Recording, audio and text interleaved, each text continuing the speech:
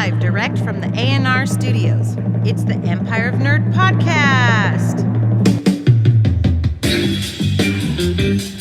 Here's your host, the Pokétrooper.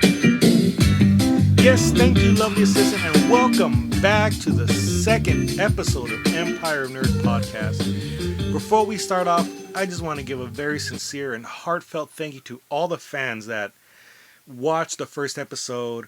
We actually got a lot more views than I was anticipating. I just want to say thank you from the bottom of our hearts. Woo, thank you. And we're just very appreciative of it.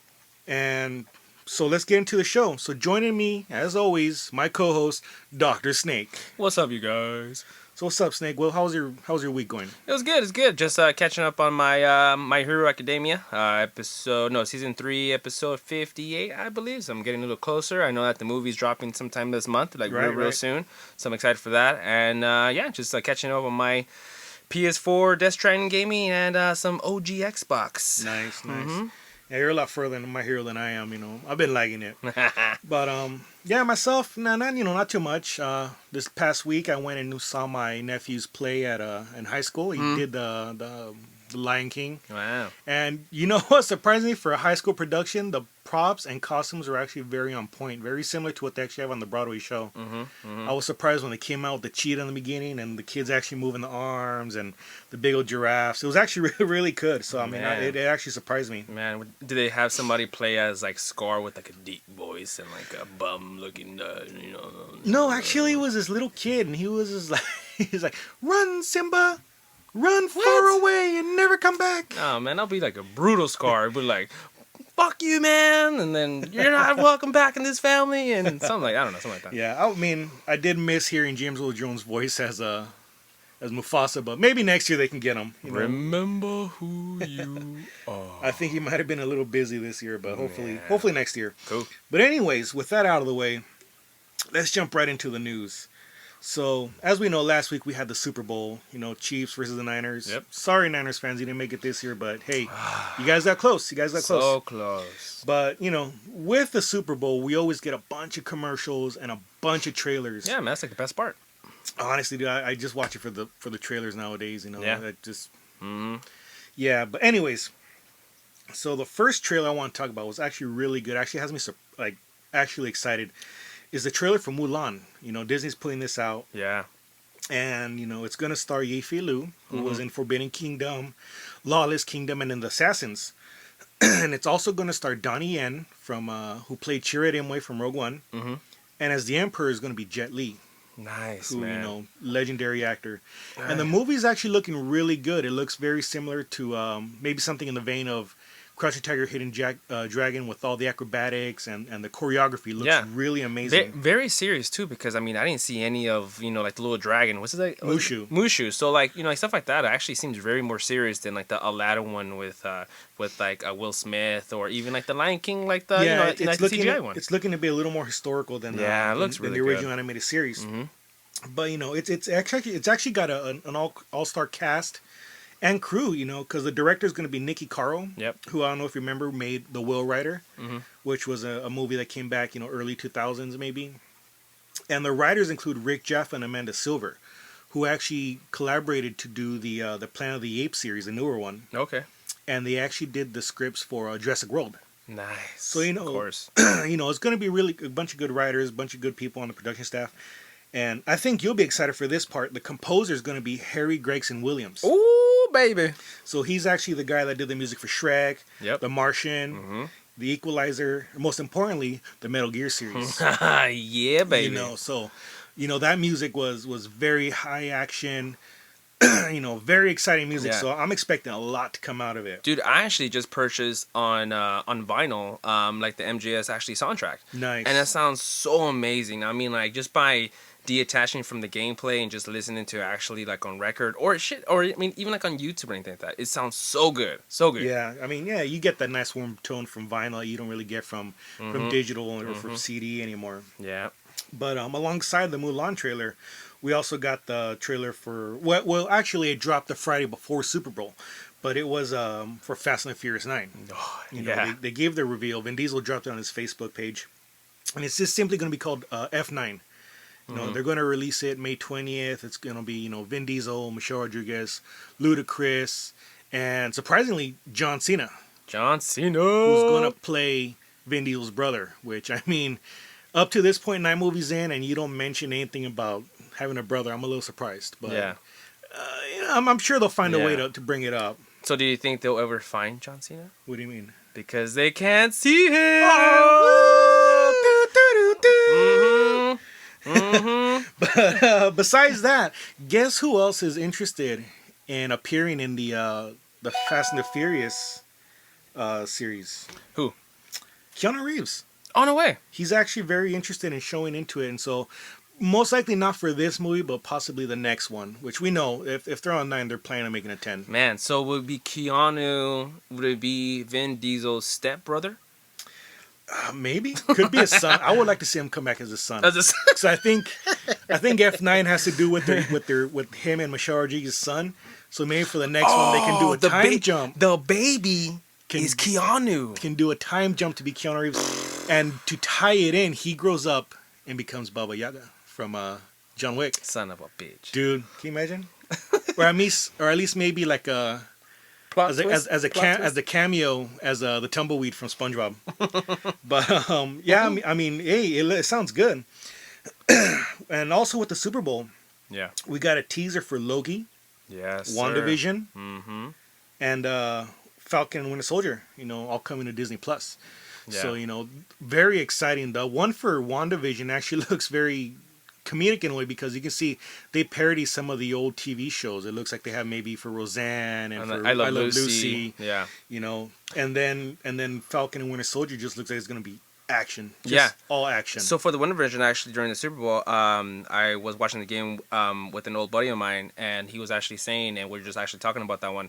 So it seems like obviously Vision died on the actual on the last Avengers game is because of the fact that he cannot come back because he has to have the stone to actually be alive, and then the stones are not there. Right. So it does seem like what's her name is actually losing her shit because of the fact that she's having backdraws of him still being dead.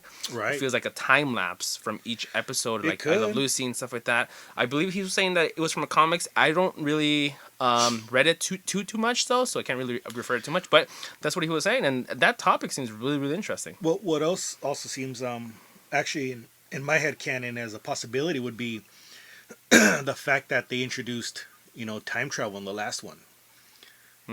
Possibility she's probably jumping through maybe parallel universes or different time. Got you. Different timelines. Yeah. Possibility looking for him. Yeah, and then Loki, of course, he escapes with the Infinity Stone. Right? Was it Infinity Stone that the blue one? Yeah. Okay. And then so that he escapes as like where they're trying to backtrack on where to get the other stones and stuff like that. So that's really cool how they're gonna bring that out. So yeah. So that's definitely one to look. I'm gonna have to actually get Disney Plus instead of just getting the free trial over and over again with different emails. But hell yeah, get that, baby. But also in movie news, I actually read this and I'm really excited for this as well. So there's a director, Christoph Gans. I don't know if that name rings a bell. Please tell me. He actually did a little movie called Silent Hill. Of course. The first one. Yeah. Which was a very underrated movie. I mean, people need to watch that more. Yeah. He's actually interested in doing a third one. Wow. I remember part 1 really well. Part 2, where's that part 2? Part 2 was I think it had more to follow. Oh wow, geez, I actually don't remember anymore. See, there you go. I mean, part 2 is just drawing a big blank. Yeah. I remember they're in the carnival, which is actually a really good scene. But yeah, he's interested in doing a third one, and I believe it's going to have to follow the events of the first movie, so more having to do with the cult. And how they lived and grew up in That's right. in the town. And he's also interested in doing another movie called Project Zero. Okay. Which in the States we actually know as Fatal Frame. Oh man. So for those of you at home that don't know, Fatal Frame was this game that came out back on the PS2. Yeah. And all I can say, it was scary.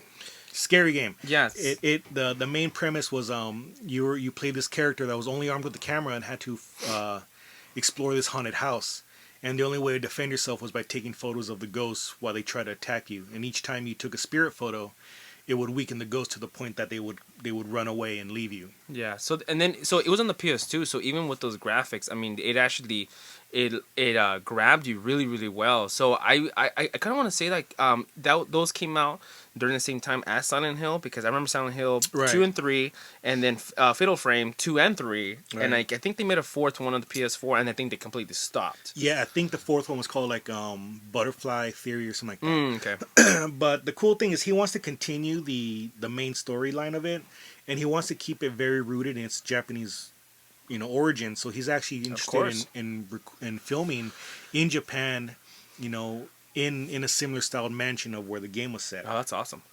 And last piece of news, kind of sad. We're really sad, especially for the Star Wars community. We lost an actor. His name was Alan Harris. He passed away over the weekend, and his major role in Star Wars universe, he played Bosk the bounty hunter. That's right. It was like that dinosaur lizard looking dude. Trandoshan lizard looking guy. Yeah. So that was his biggest role in the Star Wars universe. But he had many small roles in Star Wars. He played an officer. He played a stormtrooper. He was one of Leia's guards in the beginning of New Hope. Mm-hmm. And he also had other smaller roles, including in The Shining, Doctor Who, Flash Gordon. He was in the movie Top Secret. So he has some good parts. He did a lot. He didn't have any major roles, but he did have, here and there, he did have his small parts, and he did play a role. And so, we just want to say rest in peace, Alan Harris. R.I.P. You will be missed. Mm-hmm. Cool. So now that we got all the news out of the way, I want to introduce 2 new segments into our show. And the first one's going to be Give It a Shot. So, the way Give It a Shot's going to work is we're going to give you recommendations just based on something you might have seen or read recently, or maybe something that not too many people know about, and just so we can give our listeners maybe something to check out in their free time, or if they don't have if there's something that they don't like, I don't know what to watch tonight, or I don't know what to read or look up or check, whatever, maybe they can check this out. Mm-hmm. So what I want to tell people to give a shot is actually an old movie, probably came out mid-2000s, and it's called Pan's Labyrinth. It was directed by Guillermo del Toro, who obviously did Hellboy, and he also did, The Devil's Backbone, and, it's a really, really great movie. It's very in the vein of Alice in Wonderland. It follows this, it's a story that follows this girl, just about around or before World War II. And so she goes with her mother, who's pregnant, to go live with her new stepfather, who happens to be a captain or a colonel in the Spanish army. Mm-hmm. And they're fascists, and so he runs his household with a very tight grip. And so he expects his new wife and daughter to be the same way. And it's a very, very good movie. A lot of fantasy elements. The story that she comes across this, they call him El Fauno in Spanish, but in English it'd be, Pan or a satyr or something like that. Goat legs, person body horns, what you would expect, out of a fantasy novel. And he tells her the story that she's the princess, the daughter of the moon, I believe. Mm-hmm. And so she left her home and she's bound to the earth to explore. And he's giving her like these clues to like one day hopefully rejoin her father back in his kingdom. And so, she runs into all these crazy characters. There's this fairy and this mandrake root that she has to put under her mom's bed because her mom's, having these pregnancy illnesses. And so she has to put this root under the bed full of milk so that her mom's not sick. And then she has to go venture into this crazy like house where she's being led by the fairies, and Pan tells her, don't touch anything, mm-hmm.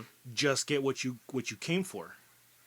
But since her father was like mistreating her and starving her, she's seen this huge meal prepared on the table, and she takes a bite of this apple, and there's just this monster, one of these creations from Guillermo del Toro that it's amazing. It's called the Pale Man, and he's just this huge, like white, nothing but flesh. He's got these eyes in his hands. Yeah. And I mean, it's real scary looking, and it chases her and eats the fairies and whatnot. Dude, and it's so creepy. Like it's a good movie. when you see him like at the end of the dinner table, and he's just sitting there. He's just sitting there, and then like I think like each time when she's trying to move, like he just like raises up his hands, and like that's the way he sees. Super creepy. It's really good. Again, great character designs. What you expect from a Del Toro movie. Yeah, of course. And I mean, the music's awesome. The cinematography, the way it's shot, and there's this whole other side story to it of like these rebels that are fighting against the captain.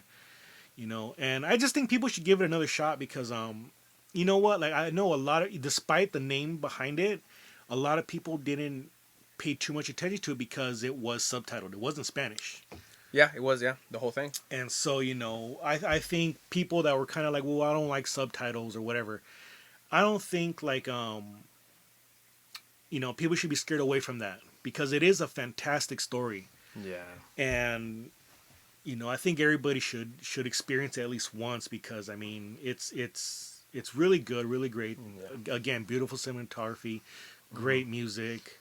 Like don't rob yourself, give it a shot. Yeah, and then like I think I just like about it more because it's all magical and myths.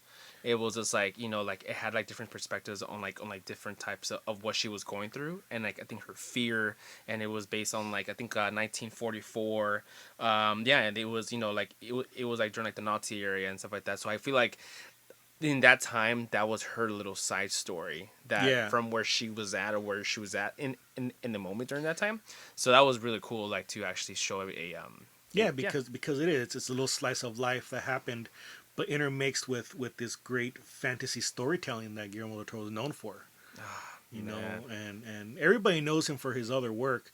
And again, it does have elements of the fantasy and the action from like maybe Hellboy.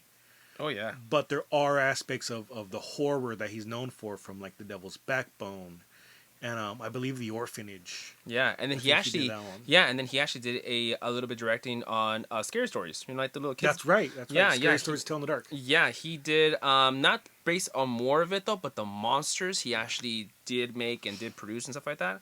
Amazing. I mean, you could just literally tell when those scenes come up, it's him. It's totally him just terrifying you. He's got a way with character design. And like I said, it's very clearly shown in this because when you see the fawn or Pan, it's not your typical like cutesy satyr with the fuzzy little goat legs and little horns, and he's just like this little cute kid looking. Like no, he looks like he's a part of nature.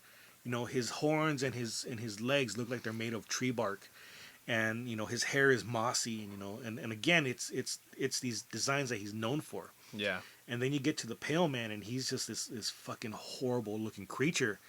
It just looks like someone put arms and legs on this pound of flesh without a face. Yeah, the one I really love, I don't remember his name, but it's the one with the wings.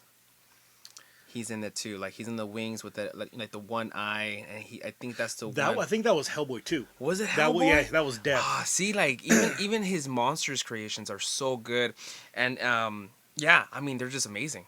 Yeah, and like I said, like that you're bringing up that character, it's very reminiscent of the Pale Man, or vice versa. I can't remember which came out first.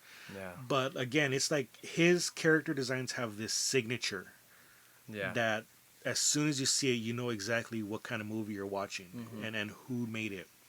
So that's definitely one that people should give it a try, give it a shot. And I hope you like it. Like that was my take from that. Yeah, and then if you love that one, and if you love just like the like the mythical and like the myth of all of that, Second Shot, just to kind of add that for just The Shape of Water. The Shape of Water was actually like a really good one. It's pretty much a character from Hellboy, but it's a love story. It's a truly love story that you, from a monster to a human to a beast to a woman, it's great because she falls in love with this creature that are that they're testing on this on I guess that species or just on that one that creation. But if you like Pan's Labyrinth from what his storytelling is, The Shape of Water is also amazing. That is a definitely good movie. So and he took I personally think he took a lot of risk with that one because in a sense he was intermixing the story of Beauty and the Beast Oh yeah, with possibly the creature from the Black Lagoon. Oh yeah. So and on top of that, the main character was deaf or mute. I can't remember if she could hear or not, but she signed through the whole movie, and so she was able to communicate with this monster. Yeah. And so and then at the end, the whole clamshell penis thing and That's right. spoiler alert. The love, man. That's just the love how these people bring together. It doesn't matter if it's monster or human or this and that. Just love. Yeah, well, yeah. But yeah, definitely. So give it a shot. For me was Pan's Labyrinth. Dr. Snake was Shape of Water. Shape of Water after that. So definitely give it a shot. Now, our second segment I want to bring in is going to be called Hot Takes. Now, Hot Takes is going to be the part of the show where we give our response to an unpopular opinion. Maybe someone didn't like a movie, but we thought it was good. Mm-hmm. So, this is going to be just us. And if you agree with us, let us know in the comments. Or if you disagree with us, let us know. Tell us why we're wrong. Screw you, man. Exactly. Be constructive about it. Don't just say, hey, man, you suck. Be constructive about it. Yeah. But definitely let us know what you think. So my hot take for the week, and I might split the fandom here. I know some people liked it and some people didn't. But honestly, Evangelion wasn't that great. I mean, okay, so when I'm talking about when I might split the fandom, when I watched it, I watched the Netflix adaptation about it. Okay. And so people were very split on that because one thing they changed. Well, first of all, the biggest thing is that they recast the whole series. So all the original voice actors were cut out. Netflix brought in some new ones, and I believe the other big thing was the ending. Mm-hmm. In the original run, the ending outro was actually Frank Sinatra's "Fly Me to the Moon." Mm-hmm. And when you take the song and the lyrics and you put it together with the story of Evangelion, it kind of meshes, and it's kind of a good like one side and then the other side of the other. Yeah. And so it complements each other. But they took it out, they put some generic piano music to it and whatever. But honestly, I didn't find it that great. People, I mean, it's this legendary anime, and tell you the truth, it was kind of boring at times. Okay. So was it just like a slow start? Okay, so the pros I'll give it, Okay. the animation was great. Especially for that time, the animation was fantastic. Mm-hmm. The storyline was good until you hit the ending. And I know even in the original run, that ending split fans big time because it went from these kids driving these mechs, fighting the angels, Yeah. unto this character having this mental breakdown, and then having to get through it to see who he really is.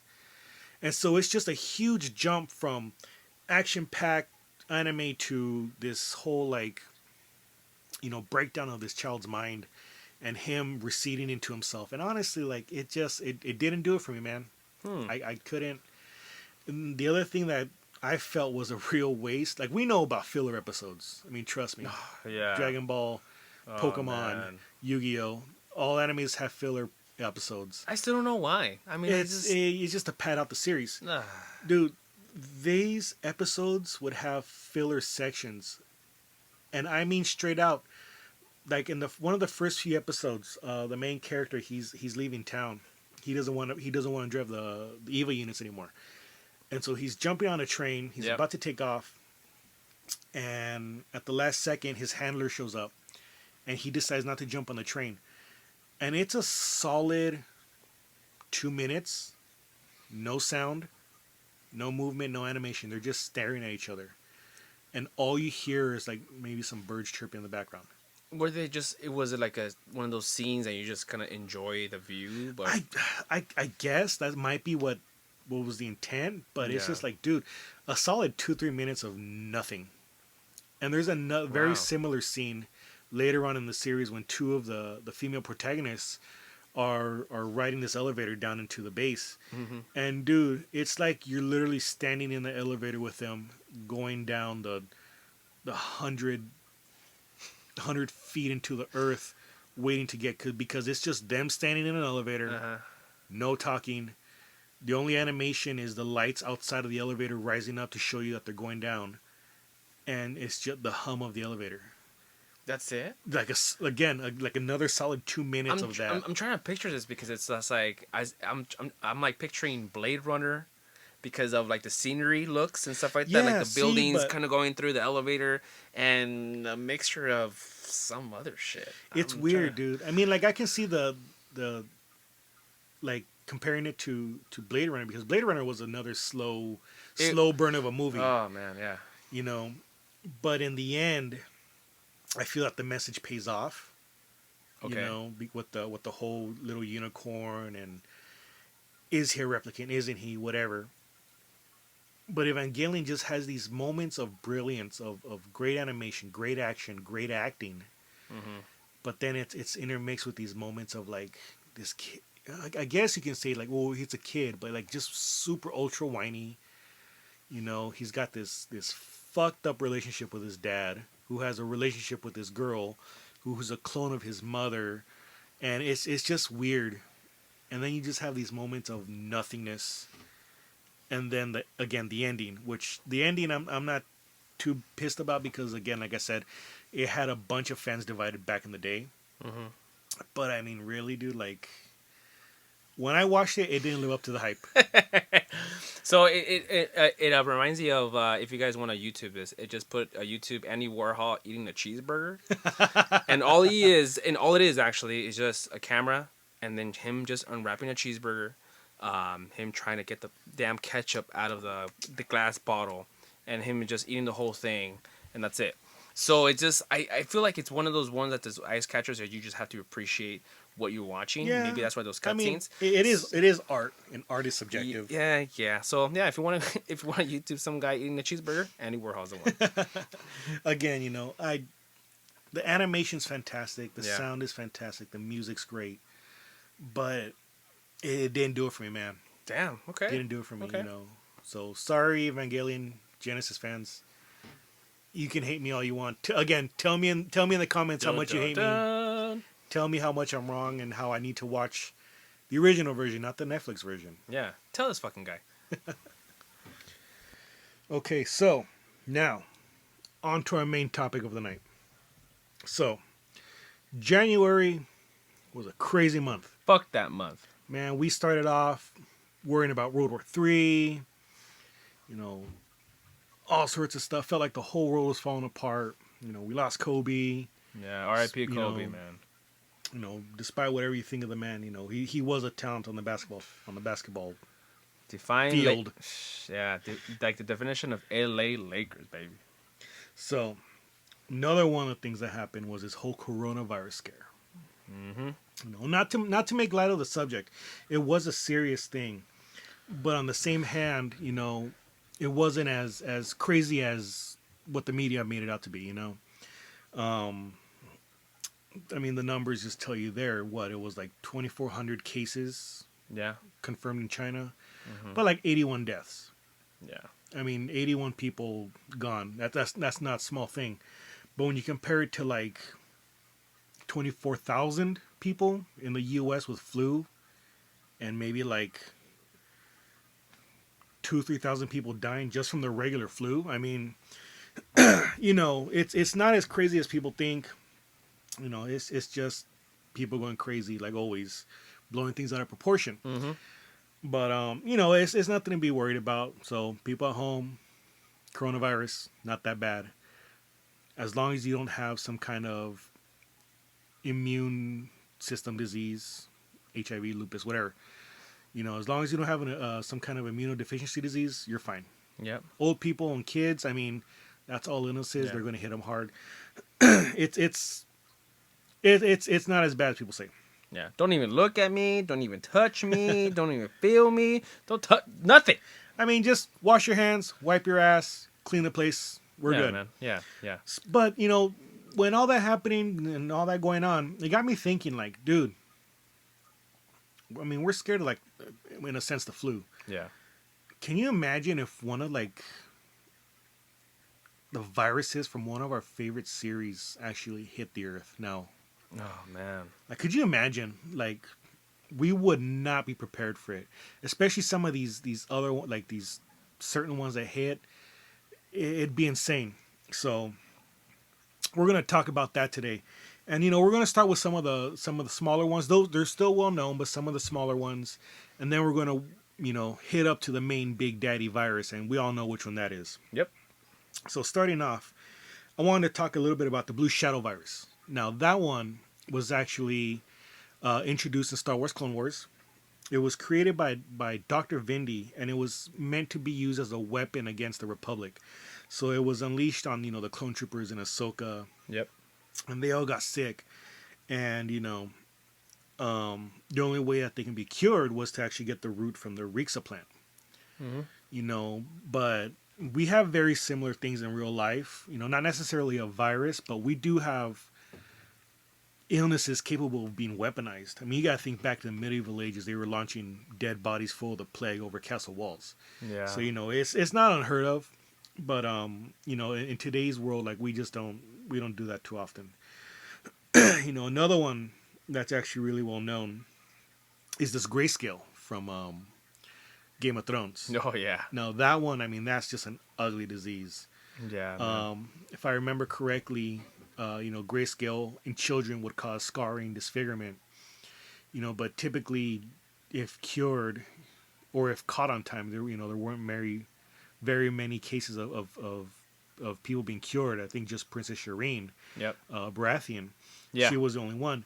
But in adults, it caused madness and would make them go crazy, and they would just get covered in like this gray, scaly, looks like almost like mud flicking off your body, and again, it would attack the brain and cause madness, which, I mean, we've seen illnesses like that before in other movies, with like the monkey rage and the rabies from Quarantine, and oh man, the Quarantine one. I would think that would be like the like how it would actually break down from a dog coming from a vet from the apartment, and then them actually coming to the apartment or like apartment complex and finding out that that was the source, and then a dude just like in the dungeon or in the fucking basement, like poisoning rats and dude, it was scary, dude. I remember watching that movie and I was thinking like, yeah, it was a great movie. Damn, dude, like, what if that actually happened? Like, I mean, that was actually one of the ones I actually really believed that something like that could happen. Yeah, I mean, yeah. I got really paranoid after watching that one.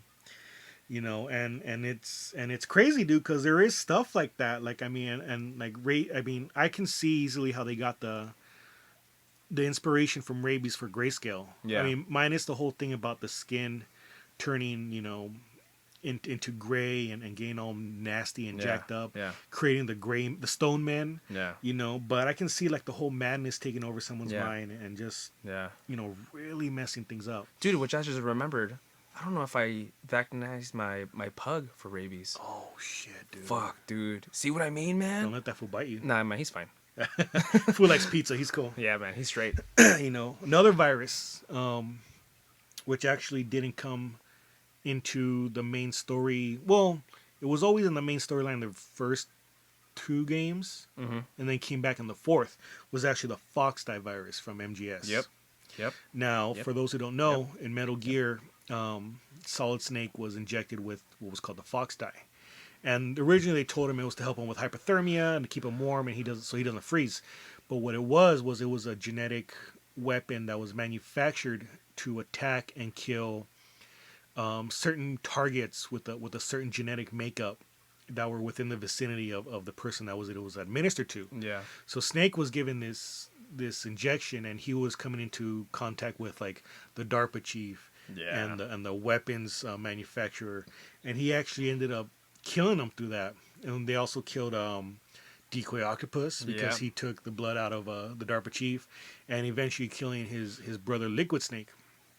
Now, that was the main thing, and that was kind of it. And then when 2 rolled around, it was just kind of like this debilitating thing that was causing him to not be as good of a soldier as he was. Yeah. But then part 4 came out. Now, since, going back into the lore, Solid Snake was a clone. And Yeah. so because of that, just like the clones in Star Wars, they gave him this rapid aging gene, so that he wouldn't be able to, eventually be captured or to be used against him. Like, by the time he was 30, he literally looked like he was 60. Yeah, so then they gave him like one of those like Otacon gave him or like a muscle suit to actually do his tasks and do his missions to actually help him, because if not, then his muscles were just like pretty much just just like tearing apart of him. Yeah, it was there to help him alleviate some of the stress on his body. Yeah. Now the thing was, Otacon told him in part 4, hey, this fox died. It's starting to mutate, and now they told him, it's going to kill you eventually, and when it does, it's going to release from your body. And by that point, because it mutated, it no longer had genetic targets. Yeah. It was going to just unleash, and whoever was around, it was going to start infecting and killing people. Again, this goes back to the whole,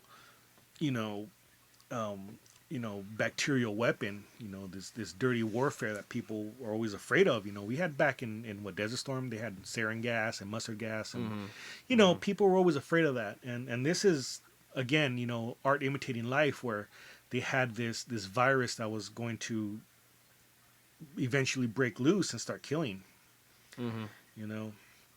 And it's kind of scary to think about, and I'm pretty sure the government does have something like that stored away. Yeah, up their sleeves. Is like, if this guy comes close to me, bam! There you go.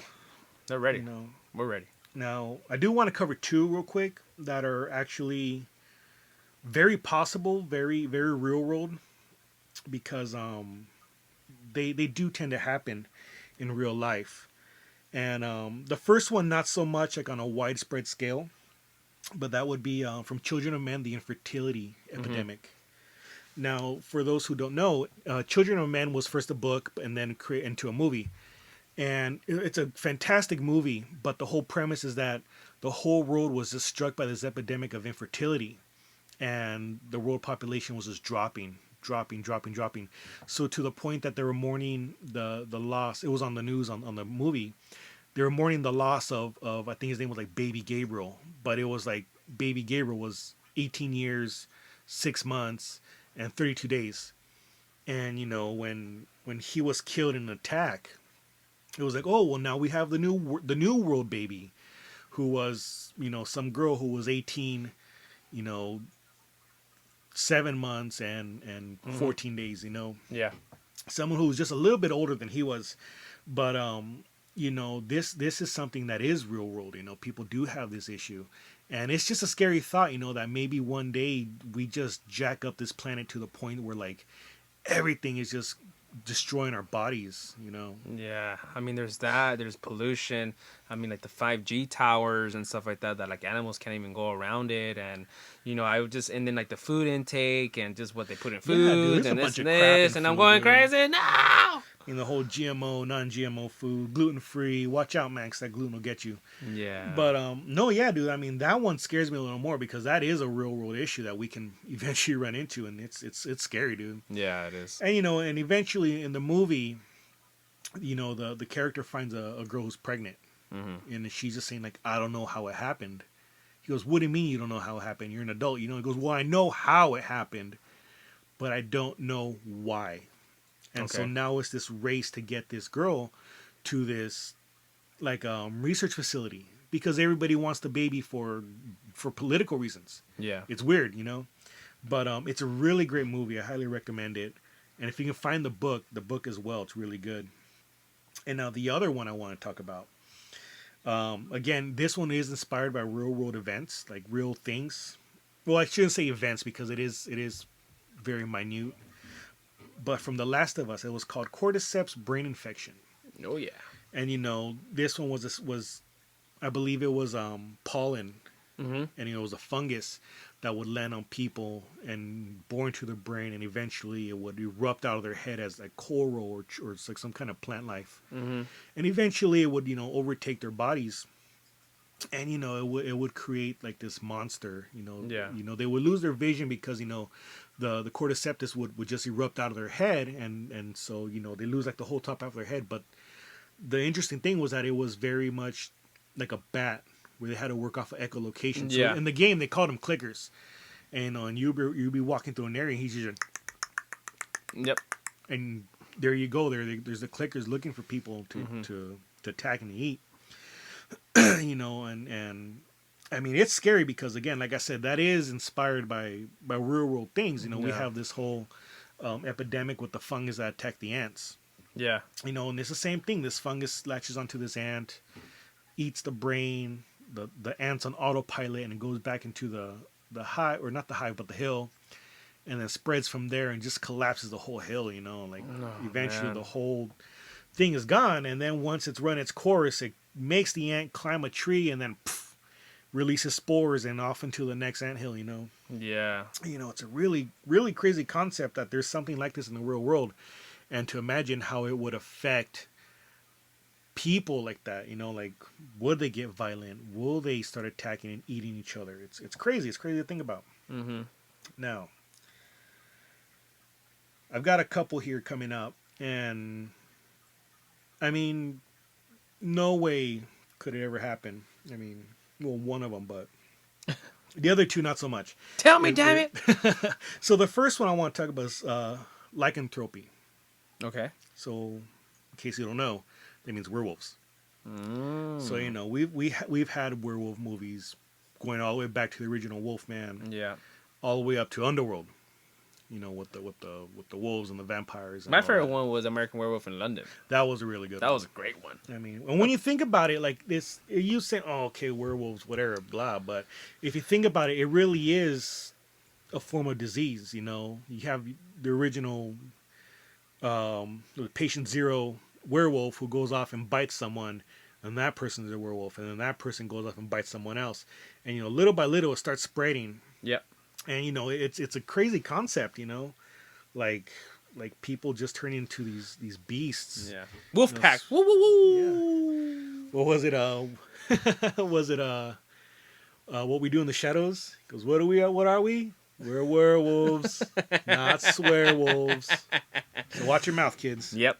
Please. But but yeah, I mean it's a crazy concept of people becoming this primal thing and going back to like just your primal urges of attack and kill or be killed. Yeah, like brutal force type of stuff. Like, dude, it's really crazy. A scary thought, And again, like I mentioned a little bit earlier, vampires. I mean, that's very, very similar in the same vein. Whereas you have the patient zero who goes off and bites someone, and then that person spreads it to someone, and then off to that, until the next, until the next, until the next.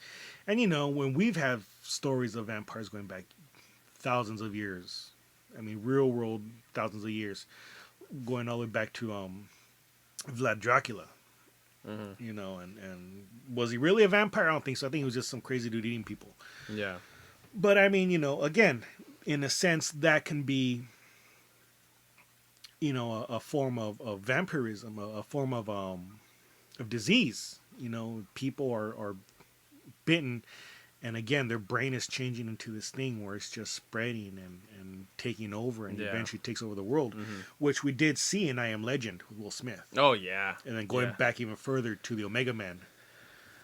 And in both those movies, it was the same thing. They were just vampires that were just feasting on people, and and it's a very interesting concept. People love vampires. I mean, you see them in every single movie you can think of. I mean, you have the Netflix anime Castlevania. You have Dracula, Interview with the Vampire. You have Twilight. Yeah. I mean, vampires are just a big subject that people love talking about. Yeah. But when you break it down, it is like a form of disease. If I had a choice, I think I will prefer a vampire than a werewolf, because I think I want to look good, have like these colored sexy eyes, and just fuck with people. Like, I want to suck your blood. I think I would prefer. Dude, I wouldn't want to be human. I don't want to be all hairy and fucking. Yeah, but you know what, dude? I would rather be, werewolf. Because then it's like you're just having your period. You just have a bad night. Once a month. Like, come on. But I mean, I guess you could. But the vampire is cool, man. You come out at night and shit. And yeah, dude, but everything's closed at night. What, so you're going to go to fucking 7-Eleven, hang out with the Lost Boys? You know what? I'll live in Vegas. Oh, shit. Fucking city never fucking closes. Open 24 hours. Vegas. Boom. And you get bored of it though eventually. I guess that's right. But I mean, I guess it's cool. Being a vampire gives you all the time you want to fucking learn everything. One. Dude, I'll be a teacher. Two. Two bitches. Two. Yeah. But yeah, I mean, but going back, you know, it is a form of disease. You know, Yeah, it's crazy, dude, because it spreads person to person. Yep. And it's bloodborne. And I'm trying to think. There was a movie that came out back in the day that the way they compared vampirism to an STD. Jesus. Because in the movie, and I know where you're getting at. I know I didn't see this movie on the hub, but but the way the movie worked was, you know, obviously they had to have the sexy female vampire, and she seduced this guy. They slept together. And then next thing you know, he's trying to leave in the next morning, and he can't step out the door because the fucking sun's burning the shit out of him. Mm-hmm. And then boom, he's a vampire, and then he starts to cycle again. He goes off, finds his victim, and it just starts slowly spreading from there. So I mean, it's crazy, dude. Like, you sure that's not a porno? No, I'm sure. I'm positive. That sounds like a porno. Well, I have to double check. Well, that could be our next $1 $1 million idea. Yeah, that porno. Yeah, I just gotta double check which folder I left it on my computer. It was the good folder or the bad folder. Oh man. But that's on the next podcast, by the way. But yeah, anyways, so like I said, working our way up to the big daddy of viruses, and that would be the zombie virus. I mean, no other thing is so prevalent in sci-fi and fantasy as the damn zombie virus. You know, and I mean it again. That goes back forever too. I mean, going all the way back to George Romero's Night of the Living Dead. That's my zombie voice, by the way. I'm not tired. I'm just trying to act really good because zombie. Oh, thank God, dude! I thought I was being boring. So, but yeah, dude. I mean, the zombie virus appears everywhere, dude. Even Star Wars. There was a whole, what was it, like Project 1713, whatever the hell it was called. Mm-hmm. But yeah, dude. I mean, it was like some kind of like Sith weapon that Darth Vader had like shipped on like a Star Destroyer that got loose and started killing everything. You know, the original Death Troopers before Disney took over and made those one Death Troopers.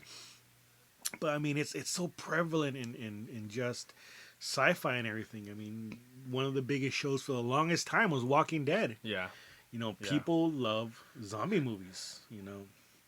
There's just something about it that is just like, it makes you just keep reading about it, keep wondering about it. How did it spread? What was an infection? What's this? I mean, you even have games like Resident Evil. Resident Evil was such a great game. It still is a great game. I mean, they just remastered part 2, now up and coming part 3, and I love those fucking games, man. Yeah, dude. I mean, House of the Dead. The next Resident Evil is gonna be badass for sure. But I mean, yeah, dude. Video games are full of zombies. I mean, like you said, Resident Evil, House of the Dead. You have Left 4 Dead. Left 4 Dead was an amazing series for the Xbox 360. You have freaking Call of Duty Nazi Zombies. You know, going off of that, you have Dead Snow, which was a weird Norwegian movie about Nazi zombies. You also have games like Plants vs. Zombies. I mean, more cartoony, but still zombies. Yeah, still zombies. And then you have movies: Night of the Living Dead, Day of the Dead, Night of the Dead, City of the Dead, Land of the Dead. 28 days later. 28 days later. 28 weeks later. I mean, dude, like zombies are just everywhere. You have books, movies, TV shows, you name it. And, you know, the one that always scared the shit out of me was 28 Days Later. That was a great movie. The part that got me so paranoid is when they're driving up, I think they hit a roadblock. And the guy gets out and he's looking around and there's a crow up in the power lines. And he looks up and like a little drop of blood drops from the beak into his eye, and that was it. Boom. That's how I feel when you first feel rain falling. I'm like, I'm infected, but it's just rain. But that's what I feel like. Well, I mean, we don't get rain for shit here, dude. California. Yeah, what are you gonna do? Yeah. But but I mean, what is it? Do you think about about zombies that gets everybody either interested or excited? Like, what do you think it is? I don't know. It's zombies. It feels like it's always zombies or aliens. It's just like you get so into this like limbo, like you get completely lost and completely just zoned out. That just makes you just want to actually just find out more about it. I mean, I just think it's almost like a fairy tale, but it's a scary one. Right. Yeah. I mean, it is. It is a modern fairy tale. This illness that comes literally out of nowhere sometimes to Yeah. start wrecking the human race. And once you get infected, like you're done. Yeah. Like there's no coming back. There's no cure. Like Yeah. like no books that I can think of even like mention it. Yeah, I think actually my first, like the way how you said about like 28 days later, my first zombie ever like being really fucking scared was actually on Resident Evil 1 for the PS1, where I think when you would just open one of the doors and when you first see the zombie, besides if you try to open the door like the dog, tries to tries to get you if you're trying to go outside, but in the mansion, you open the door and then you see a zombie just like eating a body, and I think they do like a little cutscene, and he just kind of like sees over his shoulder and he's like, ugh. Dude, that freaked the fuck out of me, and I think that was like is this zombies, and I think that was my first experience of I guess a zombie scare, I guess you would call it. I gotta give it to that dog in the hallway, dude. A dog in the hallway When you're walking down and that shit jumps through the window, that scared the hell out of me as a kid, man. It still does, dude. When I was playing the remake, I was like, nope, not going that way. Yeah. But yeah, I mean, something about zombies gets people going, Like, I mean, in Long Beach, they have the zombie walk. Oh on yeah, Halloween. zombie walking in Halloween, dude. If you guys are in the area, please check it out. They literally block off about 5 to 6 blocks. It's just easily like a good mile and a half. A good mile and a half, yeah. And then like, dude, like they have a bunch of stuff, dude. I even got like one of those like brains that it's like a stress ball. It's a stress ball, dude. It's awesome merge, awesome experience. I think you could just like drink and walk at the same time. You could just dress up as dude, it's really fun, and people dress up as as zombie versions of their favorite characters. Awesome. I know one time I went out and they actually had there was a group that were the Marvel zombies. So there was a Spider-Man, a Captain America, a Hulk. Yeah, the comic. And yeah, I mean, there you go. Like Marvel has zombies, dude. Game of Thrones has zombies. Everything, dude. Anything and everything you can think of. There's a zombie parody to anything that could be better. I feel like when you insert zombies, like even with like Call of Duty Zombies was better, was stuff like that. Even like Red Dead Redemption, when they had Undead Nightmare, Undead Nightmare, it was just better. And then like I feel like with that, it's just like that's just great storytelling. They could just add it on top. It can be, but at the same time, it can be used as it can be very cliche. Like, oh, what are we gonna throw at the protagonist now? Fuck it, let's throw some zombies in there. It can be last case scenario. Mix it in a pot, stir it, boom. and it can be like a very tired use, of a character. I mean, but then again, like where else can you get like cannon fodder in that big of a number? You get tired of having generic thug A come at Spider-Man or like generic soldier B shooting at you for the same 15th, 20th time in a row. Yeah. And the same thing with zombies, but it's like you can vary the design so much, like in a video game, or perfect example in a movie, because people look different. No one looks the same unless you're twins, but no one looks the same. And I mean, you can get very different things. Like you have Walking Dead, they had the standard zombie, and then you had the zombie in the well, it was all bloated. Then you had like desert zombies and swamp zombies, and like I was waiting for tornado zombies. Dude, I think they had a hurricane. They had a hurricane that blew the zombies around. It was like a tornado shark, but with just zombies. Yeah, dude, Zomnado, I was waiting for it, and I mean, I'm sure like once it's like they finally leave Georgia or wherever the hell they're at now. I checked out of that show like in season 3. Was it Savannah? No, I'm thinking about the storytelling Walking Dead. See, there's so many zombies. Say maybe Atlanta.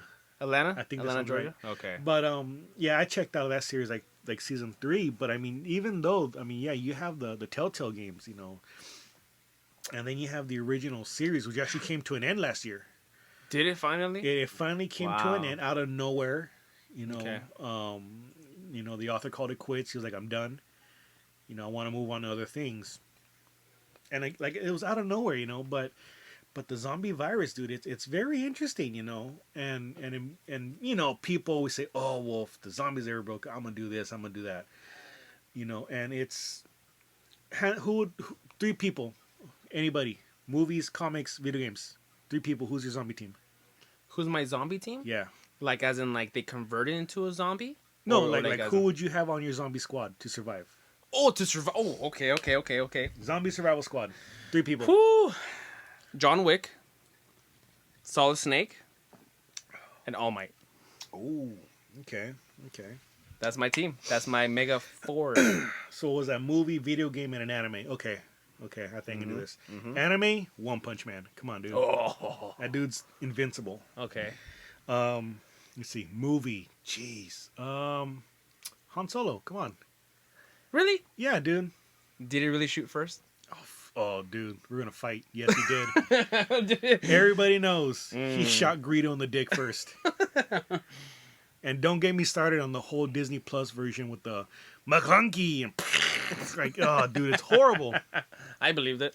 Oh, God. Video game? He's already proved himself once. Master Chief. Damn. Dude, when the Flood... Flood is pretty much zombies. But when the Flood came knocking, he knocked it back. And the thing about the Flood, dude, it was scary because it wasn't just a simple, zombie bites you, because the Flood affected you in a different way where it took over your body and your mind.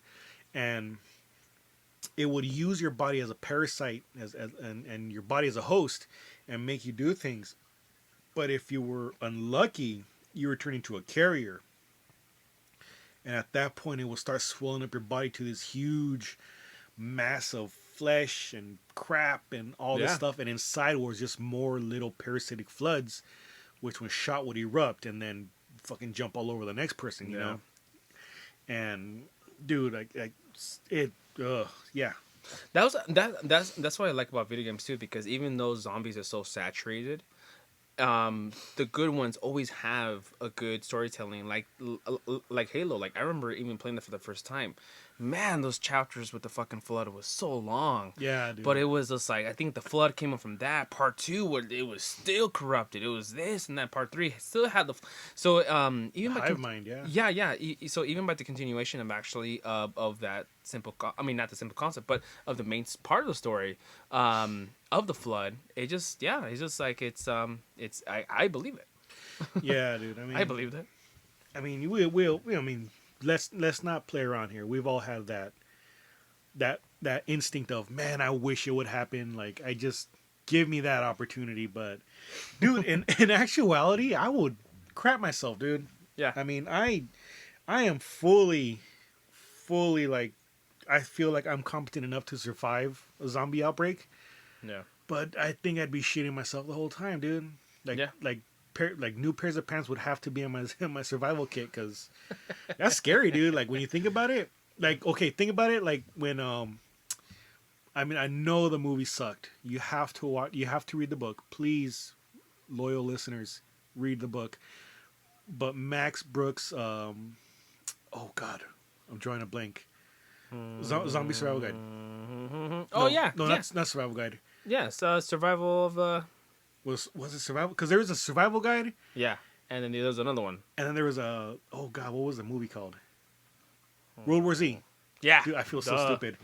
But dude, yeah, man, just that scene where they're just like falling on top of each other and just crushing each other just to get up and over that wall, and eventually just came up and over.